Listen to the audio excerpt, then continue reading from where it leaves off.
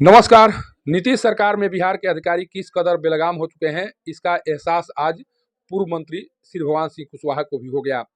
हालांकि इतना सब कुछ होने के बाद भी श्री भगवान सिंह कुशवाहा कुछ कर नहीं सकते हैं, कारण कि उन्हें पता है कि बिहार के जितने भी अधिकारी हैं केवल मुख्यमंत्री के निर्देशों का पालन करते हैं। यहाँ के अधिकारियों की नज़रों में मंत्री या पूर्व मंत्री की कोई अहमियत नहीं है। इसीलिए इतना सब कुछ होने के बाद वह मौन रहना मुनासिब समझे। आज आगे की कार्रवाई के लिए उनके द्वारा किसी तरह की कोई कोशिश नहीं की गई। श्री भगवान सिंह कुशवाहा पूर्व मंत्री के अलावे जदयू के वरीय नेता हैं और उपेंद्र कुशवाहा प्रकरण के बाद से लगातार उनकी कोशिश है कि किसी तरह से इस तरह का कार्य किया जाए जिस कार्यों के बदौलत वह मुख्यमंत्री नीतीश कुमार के सबसे विश्वसनीय सिपहसालार साबित हो सके। इसी कोशिश के तहत मंगलवार को वह सासाराम पहुंचे हुए थे। उनके द्वारा सर्किट हाउस में प्रेस वार्ता का आयोजन किया गया था और प्रेस वार्ता के दौरान बताने की कोशिश की गई कि उपेंद्र कुशवाहा पार्टी के लिए कितना नुकसानदेह थे या पार्टी में उनकी क्या अहमियत थी या पार्टी उनके लिए क्या कुछ पार्टी के द्वारा क्या कुछ किया गया। लेकिन प्रेस वार्ता से पहले उन्हें जिस स्थिति का सामना करना पड़ा वह एक तरह से बिहार के मंत्री या पूर्व मंत्री के लिए शुभ संकेत नहीं है। बताया जा रहा है कि सर्किट हाउस पहुंचे पूर्व मंत्री को ताला खुलवाने के लिए कई अधिकारियों से आग्रह करना पड़ा। इसके बाद में भी ताला खुलने में करीब आधे घंटे का समय लग गया और आधे घंटे तक पूर्व मंत्री सर्किट हाउस के बाहर खड़े रहे और लगातार एक अधिकारी से दूसरे अधिकारी से संपर्क साधने की कोशिश करते दिखाई पड़े। सोचिए कि एक पूर्व मंत्री अगर ताला खुलने के इंतजार में 20 से 25 मिनट या आधे घंटे तक सर्किट हाउस के बाहर खड़ा रहे, वो भी जदयू के वरीय नेता और पूर्व मंत्री, तो बिहार में किस तरह से अधिकारी बेलगाम हो चुके हैं इसे ज़्यादा समझने या इससे ज़्यादा कोई बेहतर उदाहरण हो ही नहीं सकता है। जिस समय श्री भगवान सिंह कुशवाहा अधिकारियों से बातचीत कर ताला खुलवाने की कोशिश कर रहे थे, उसी समय का एक वीडियो तेजी से वायरल हो रहा है, जिस वीडियो में कार्यकर्ताओं के द्वारा यह कहते हुए सुना जा रहा है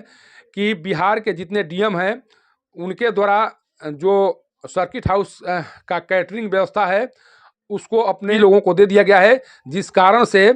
जो सर्किट हाउस का कार्य है वो काफ़ी लोगों के लिए कष्टदायक हो गया है या सर्किट हाउस में जो काम करने वाले लोग हैं वो भी बेलगाम हो चुके हैं। उन्हें लग रहा है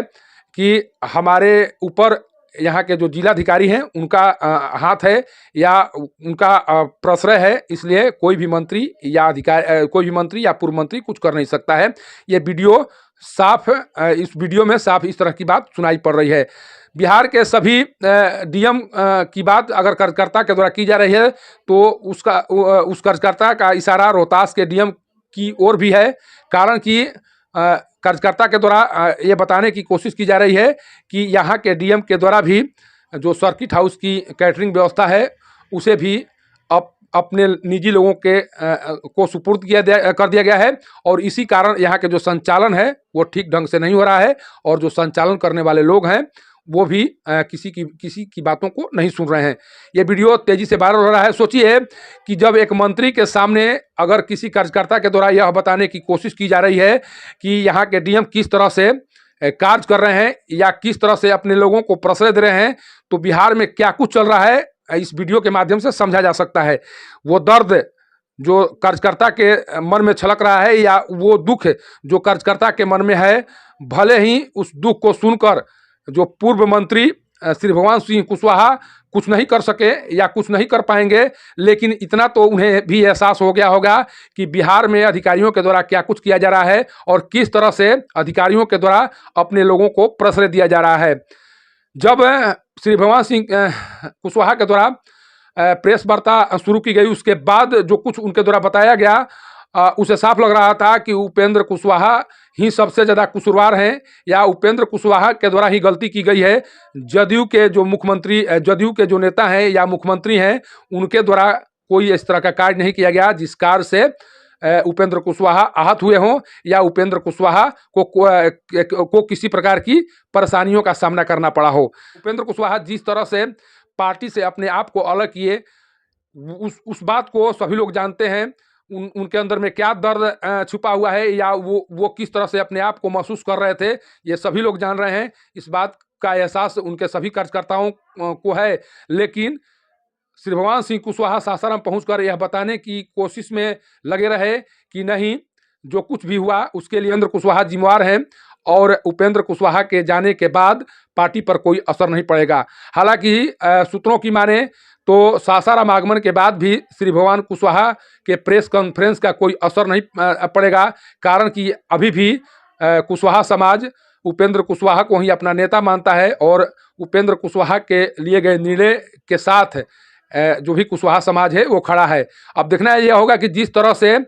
श्री भगवान सिंह कुशवाहा के द्वारा सासाराम में प्रेस वार्ता कर उपेंद्र कुशवाहा की पोल खोलने की कोशिश की गई, उस पोल खोलने के बाद किस तरह से कुशवाहा समाज श्री भगवान सिंह कुशवाहा की बातों पर विश्वास करता है और उसका असर क्या सामने पड़ेगा, ये तो समय बताएगा। लेकिन जो कुछ आज पूर्व मंत्री के साथ हुआ उसे न केवल वो भी आहत हुए होंगे, बल्कि उन्हें भी एक तरह से एहसास हो गया होगा कि अगर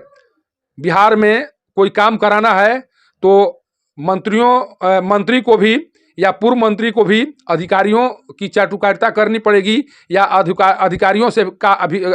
से भी आग्रह करना पड़ेगा, तभी वो किसी सेवा का लाभ उठा सकते हैं। नहीं तो वो किसी का सुनने वाला नहीं है।